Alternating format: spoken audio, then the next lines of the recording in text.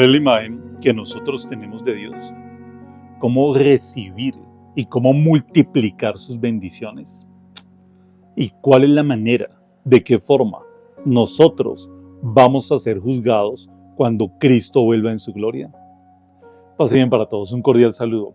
Quiero de una manera muy corta hacer una pequeña reflexión que nos sirva a nosotros con elementos básicos para una buena lección divina del Evangelio del próximo domingo del 19 de noviembre, que ya corresponde al domingo 33 de este tiempo ordinario.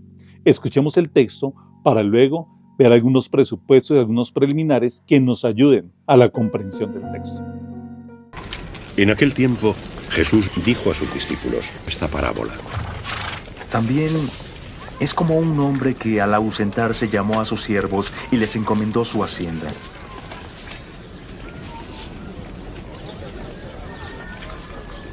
A uno le dio 5 talentos, a otro 2 talentos y a otro 1 talento, de acuerdo a su capacidad. Y luego se ausentó. El que había recibido 5 talentos se puso a negociar con ellos y ganó otros 5. El que había recibido 2 talentos ganó otros 2. El que había recibido 1 talento se fue, cavó un hoyo en la tierra y escondió el dinero de su señor.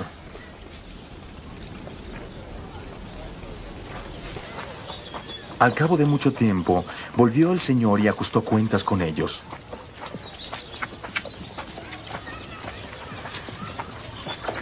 El que había recibido 5 talentos presentó otros 5. Señor, Le dijo. me entregaste 5 talentos. Mira, he ganado otros 5. Su señor le dijo. Bien hecho, buen y fiel siervo. En lo poco has sido fiel, al frente de lo mucho te pondré. El gozo de tu señor compartirás. El hombre de los 2 talentos también llegó. Señor, Le dijo. me entregaste 2 talentos. Mira, aquí tienes otros 2. Su señor le dijo. Bien hecho, buen y fiel siervo. En lo poco me has sido fiel. Al frente de lo mucho te voy a poner. El gozo de tu amo ven a compartir. Entonces llegó el que había recibido 1 talento. Señor, Le dijo. sé que eres un hombre duro, que cosechas donde no sembraste y que recoges donde no esparciste. Por eso temí. Así que fui a esconder tu talento en la tierra. Mira, aquí tienes lo que es tuyo. Su señor le respondió. Siervo malo y perezoso. Si sabías que yo cosecho donde no he sembrado y que recojo donde no he esparcido, entonces debías haber entregado mi dinero a los banqueros para que a mi regreso habría cobrado lo mío con intereses. Quitadle su talento y dádselo al siervo, que tiene los 10 talentos. Porque a todo el que tiene se le dará más. Y tendrá en abundancia. Pero al que no tiene, aún lo que tiene le será quitado. Y echad a ese siervo inútil afuera a las tinieblas. Allí será el llanto y rechinar de dientes.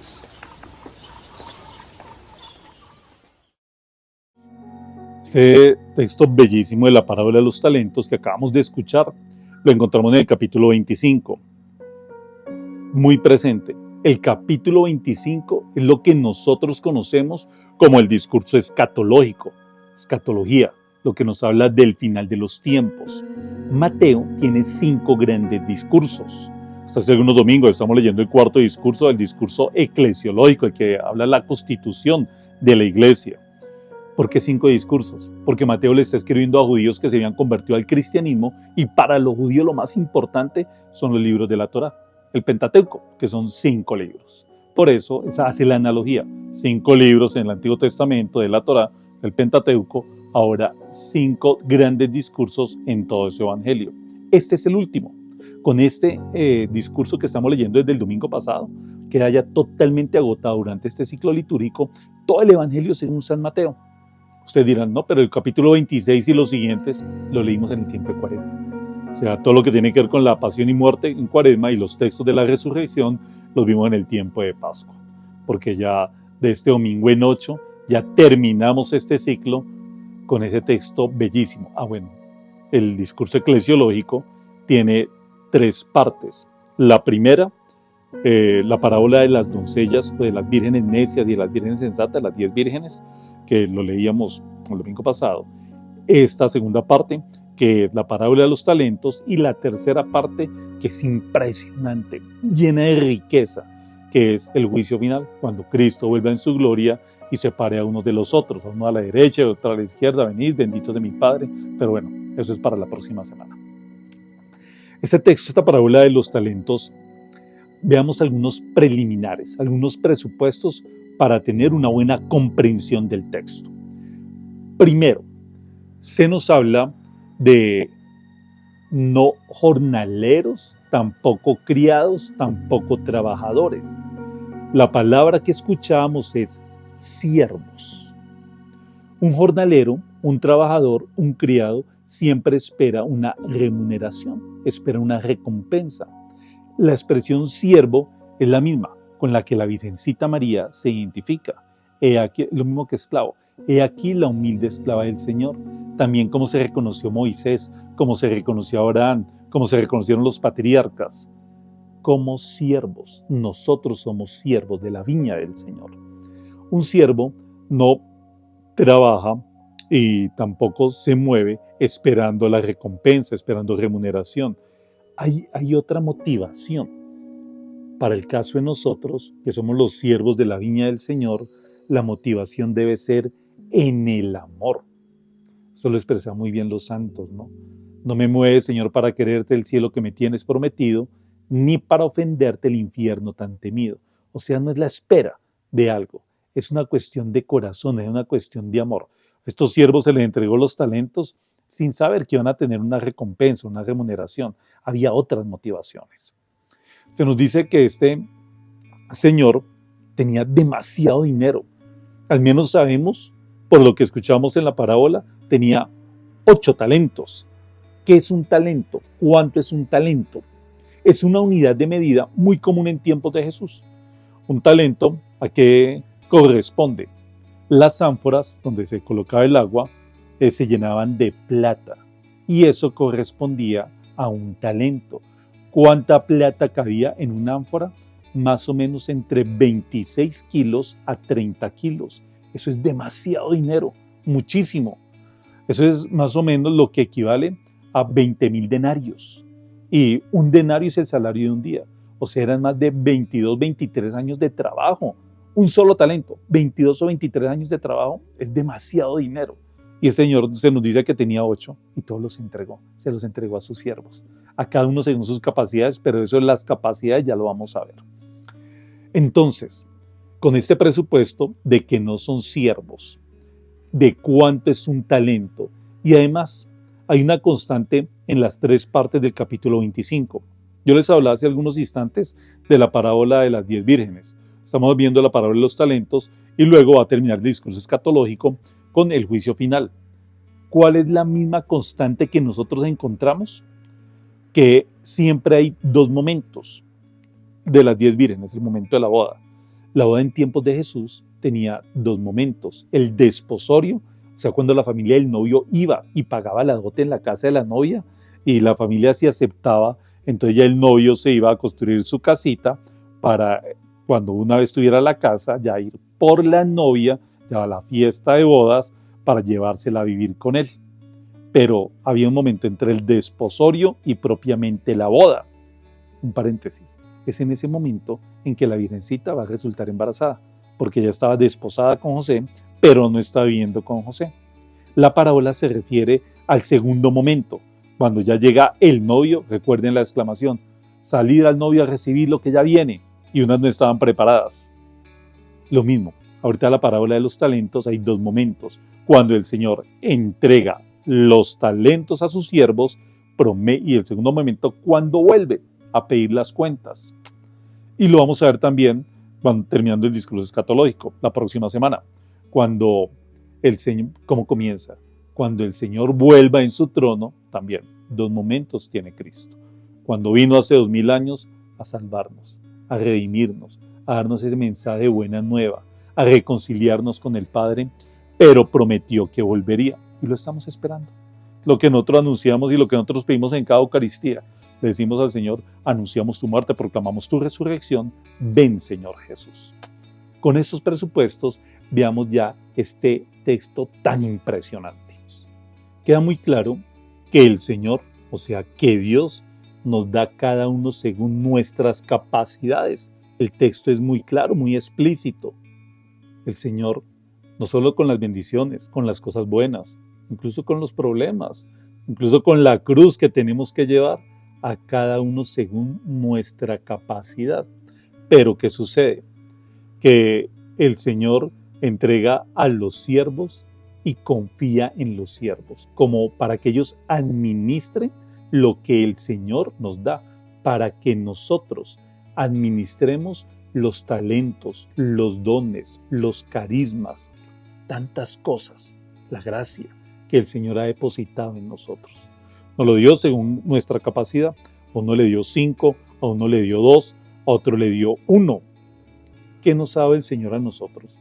Pensemos, reflexionemos cuántas bendiciones, cuánta gracia, cuántos talentos, cuántos dones, cuántas virtudes hemos recibido nosotros por parte de Dios. ¿Y Él nos dice cómo administrarlas? No. En la parábola queda muy claro. A cada uno se lo entregó para que lo administrara, porque el Señor confía en nosotros, confía en esa capacidad. Ahí entra la libertad de cada uno para manejar y administrar su vida según quiera cada cual. Esto hicieron los 3 siervos. El Señor no se intrometió, simplemente los dejó que lo administraran. Nos dice también que a uno le entregó 5 y a otro 2. ¿Qué en común tienen estos primeros 2 siervos? Que ellos inmediatamente comenzaron a trabajar y lo multiplicaron. El texto es explícito. Inmediatamente, con lo que nos ha dado el Señor, con esos bienes, esos dones, esas gracias, esas bendiciones, con lo que tenemos que hacer nosotros, no es para mañana, no es para pasado mañana, no es para el próximo año, para la Cuaresma. No. Cuando comenzamos nosotros a multiplicar y a trabajar en el reino de los cielos, ya, inmediatamente, es hoy. No dejemos para mañana lo que podemos hacer hoy. Nosotros, a veces, ¿cuánto tiempo perdemos? A veces le damos espera para volver a acercarnos al Señor. ¿Cuánta gente lleva aplazando el momento de reconciliarse con Dios? De acercarse al sacramento de la confesión, de volver a comulgar. ¿Cuántas parejas nos llevan meses, incluso años, postergando el momento para poder casarse, para poder volver a comulgar, o de nosotros, para regresar a la casa del Padre, para regresar a donde está Dios, para nosotros volver a estar con Él y vivir con Él? No es para mañana, es inmediatamente. Yo les hablaba al comenzar este video que ¿cuál es la imagen? Una pregunta que hacía. ¿Cuál es la imagen que nosotros tenemos de Dios? ¿Qué sucede con el tercer siervo? Diferente a los otros 2, que inmediatamente comenzaron a trabajar. El tercer siervo tenía una mala imagen de su Señor. ¿Cuál es la imagen que nosotros tenemos de Dios? La imagen que tenía este siervo de su Señor era que era estricto, que era fuerte, que cosechas donde no ha sembrado. Por eso se llenó de temor, se llenó de miedo. Y es que el miedo y el temor son tan malos enemigos. No nos dejan trabajar. El temor y el miedo no nos dejan ser libres. El temor y el miedo hace que lo del siervo, que hizo el siervo, escondió el talento, tenía uno solo, escondió el talento. Nosotros también, si nos llenamos de miedo y si no vencemos nuestros temores, vamos a terminar escondiéndonos. Es lo que le pasó a Adán y Eva cuando cayeron en el pecado. ¿Qué hicieron cuando escucharon la voz del Señor? Fueron y se escondieron. Y el Señor buscándolos a ellos, porque el Señor siempre sale a nuestro encuentro. El Señor siempre nos está buscando. Por eso, venzamos esos temores. Venzámoslos. ¿Qué es lo que nos llena de temor? ¿Qué es lo que hace que nosotros nos escondamos de Dios? ¿Qué es lo que hace que nosotros no volvamos a la casa del Padre. Y llega el Señor a pedir cuentas, y a los 2 primeros la felicitación. Les va a decir, les va a multiplicar lo que hicieron. O sea, el que recibió 5, que ha multiplicado por 5, le dio esos 10 talentos, porque eso hace el Señor con nosotros. Ahí sí hay algo, una dinámica propia del capitalismo, ¿no? Y es que los ricos cada vez son más ricos y los pobres cada vez más pobres. Vean que eso no sucede solo con el capitalismo, sino incluso también con las bendiciones del Señor. Si nosotros estamos, bueno, aquí hay una expresión, ¿no?, que se habla de fidelidad, fueron siervos fieles. ¿Qué es la fidelidad en la Biblia? Un paréntesis. La fidelidad es estar ahí, pero acá hablando de fidelidad, se está hablando de fe, de esa confianza. Ellos creían en su Señor, ellos se mantuvieron ahí y por eso se les multiplicó. En cambio, al que se llenó de temor, se le quitó todo lo que tenía. Lo que les decía, el rico cada vez más rico y el pobre cada vez más pobre. A este hombre se le quitó lo que tenía y fue arrojado afuera. Nosotros también. ¿Qué estamos haciendo? Cuando el Señor vuelva, algún día todos vamos a ser juzgados.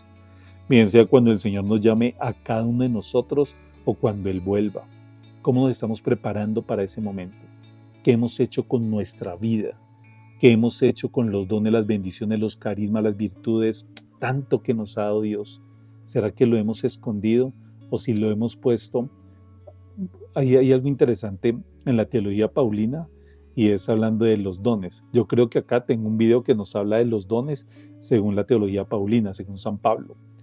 Los dones siempre son para ponerlos al servicio de los demás. Si yo escondo esos dones o no son para el servicio de la sociedad, para el servicio de mi prójimo, simplemente lo del tercer cielo, los estoy escondiendo. Pidámosle al Señor que en el Evangelio de este próximo domingo, 19 de noviembre, Él nos ayude a reconocer sus bendiciones, a reconocer tantos talentos, tantos dones, tantas virtudes que Él nos ha dado, para que nosotros no las escondamos y las podamos multiplicar. Nos vemos la próxima semana para compartir la reflexión del juicio final del capítulo 25 de Mateo sobre los versículos 31 y siguientes.